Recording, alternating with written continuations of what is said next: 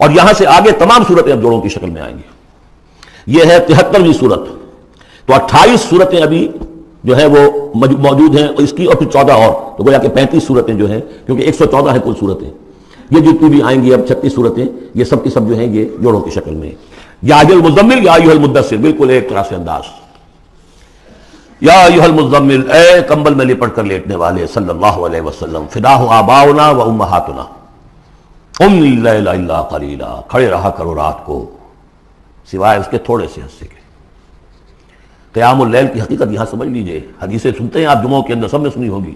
من قام رمضان ایمانا واحتسابا، اب وہ قیام کیا ہوتا ہے؟ 1 گھنٹے کا. تراویح 20 پڑھی گئی، بلکہ عشاء سب ملا کے 1.5 گھنٹے میں فارغ ہو کے آ گئے. قیام اللیل کا نصاب یہ ہے. من قام رمضان ایمان، وہ تو حضرت عمر نے بہت بڑا صحیح فیصلہ کیا کہ عوام کے لیے جنہیں اینٹیں ڈھونی ہے، کسی چلانی ہے، ان کے لیے ممکن نہیں ہے. لیکن خاص طور پر جنہیں اللہ نے سہولت دے دی ہو، جو ہر سال 1 مہینے کی چھٹی لے سکتے ہیں، بجائے وہ سیر کرنے کے لیے چھٹیاں لیں، وہ 1 مہینے کی چھٹی لیا کریں نا رمضان کی. قیام اللیل سے صحیح طور سے اس کی برکات سے مستفید ہوں، راتوں کو جاگیں. یا ایھا المزمل قم اللیل الا قلیلا، کھڑے رہا کرو رات کو سوائے اس کے تھوڑے سے حصے کے. نصفہ، آدھا اس کا، اب انقص منہ قلیلا، یا اس میں سے کچھ کم کر لیں یعنی تہائی.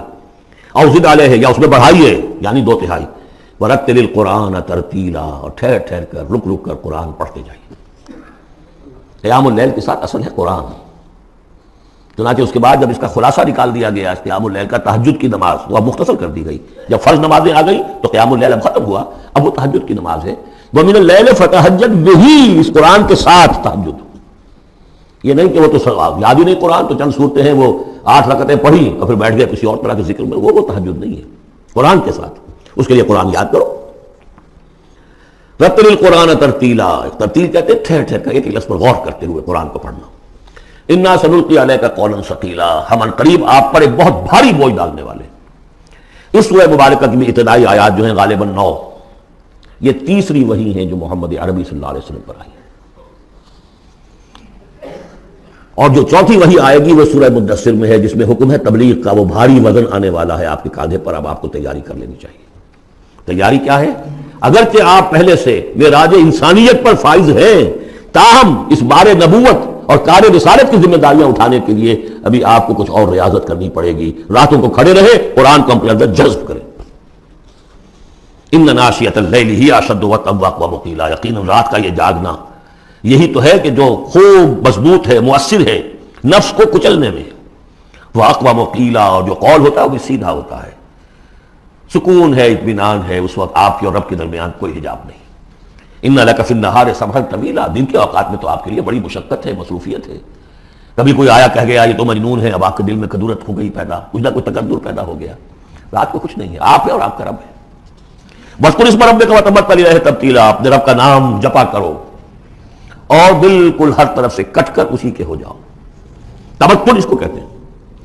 لیکن یہ کہ بے ہما اور باہما سب کے ساتھ رہو.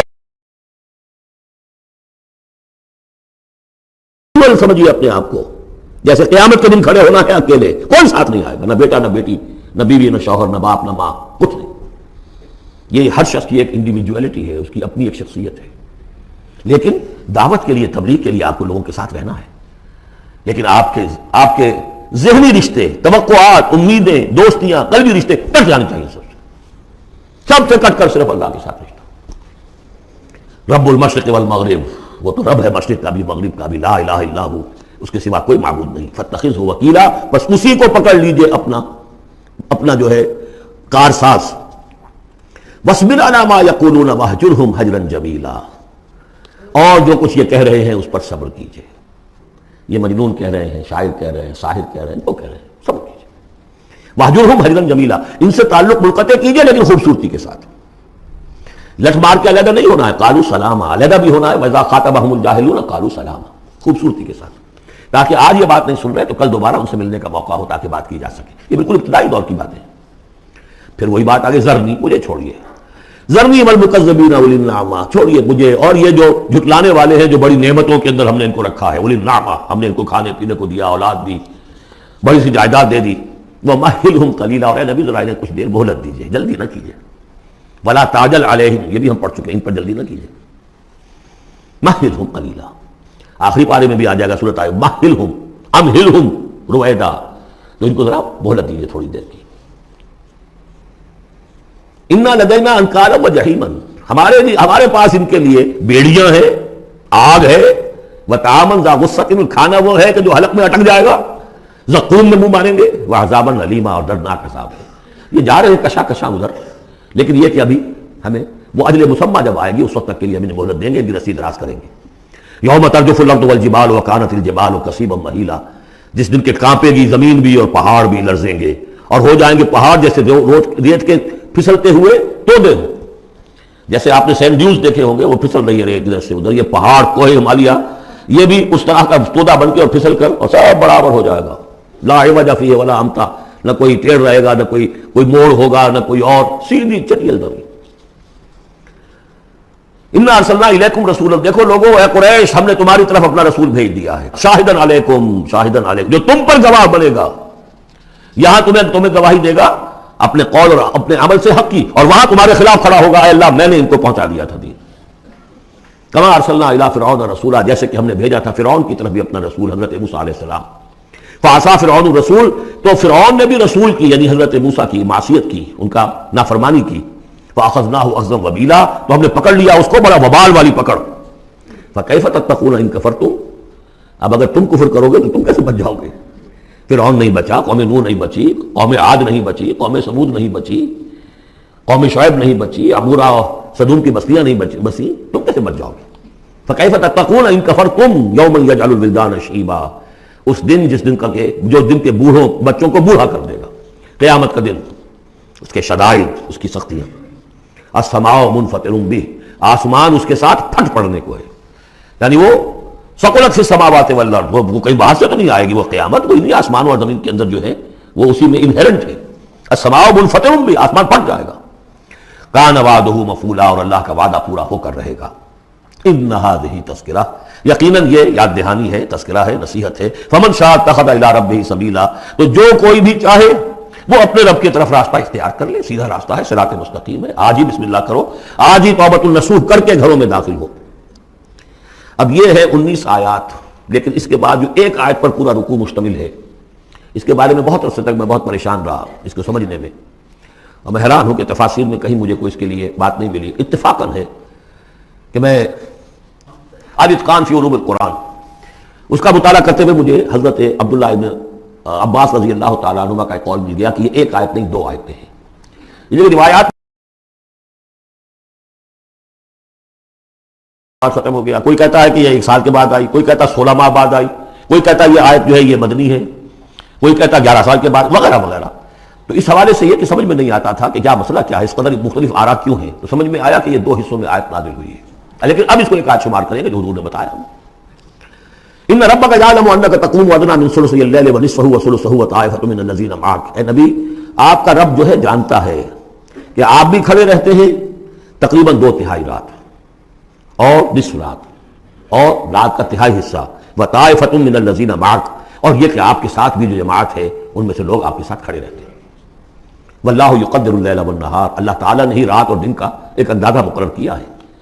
یہ مشقت زیادہ دیر نہیں جھیلی جا سکتی، لہذا علم ان لن تحصوہ، اللہ جانتا ہے، اس کے علم میں ہے کہ تم اس کی پابندی نہیں کر سکو گے. فتاب علیکم، تو اللہ نے تم پر نرمی فرمائی، شفقت فرمائی، رحمت کی نظر کی. فقرؤوا ما تیسر من القرآن، تو جتنا آسان ہوا کرے تمہارے لیے، میسر ہوا کرے، یسر آسان، اتنا رات کو پڑھ لیا کرو. عالمان سے اب یہاں یہ آیت کا پہلا حصہ ہے کہ جو میرے خیال میں 1 سال بعد یا 11 ماہ بعد نازل ہو گیا. یعنی یہ کہ اب یہ پابندی کہ کم سے کم 1/3، اور یہ کہ کوشش کرو کہ آدھی یا 2/3 یہ پابندی ختم ہو گئی، جتنا کھڑا ہو سکتے ہو آسانی کے ساتھ. فقرؤوا ما تیسر من القرآن، بقیہ حصہ جو ہے یہ میرے نزدیک بالکل ہجرت سے متصل قبل نازل ہوا ہے. وہ 11 سال والی روایت اس حصے پر ہے. عالمان سیکون منکم مرضی، اللہ کے علم میں ہے کہ کچھ لوگ ہوں گے تم میں سے جو مریض ہو جائیں گے، ان کے لیے ممکن نہیں ہوگا قیام اللیل. وآخرون یضربون فی الارض یبتغون من فضل اللہ، اور لوگ ہوں گے زمین میں سفر کرنے پر مجبور ہوں گے اللہ کے فضل کی تلاش میں. وآخرون یقاتلون فی سبیل اللہ، اب یا تو یہ حصہ مدنی ہو سکتا ہے جس میں لفظ قتال کا ذکر آ رہا ہے، یا یہ کہ بالکل ہجرت سے متصل قبل. اور لوگ ہوں گے جو اللہ کی راہ میں قتال کریں گے. جب قتال کریں گے دن بھر کی مشقتیں ہوں گی تو اب رات بھر کھڑے رہنا, 2/3 رات کھڑے رہنا تو ان کے لیے ممکن نہیں ہوگا. فقرؤوا ما تيسر منه, ایک تو اسی جو بھی تم کر سکو جتنا آسان ہو اتنا پڑھ لیا کرو. وَأَقِيمُوا الصَّلَاةَ وَآتُوا الزَّكَاةَ.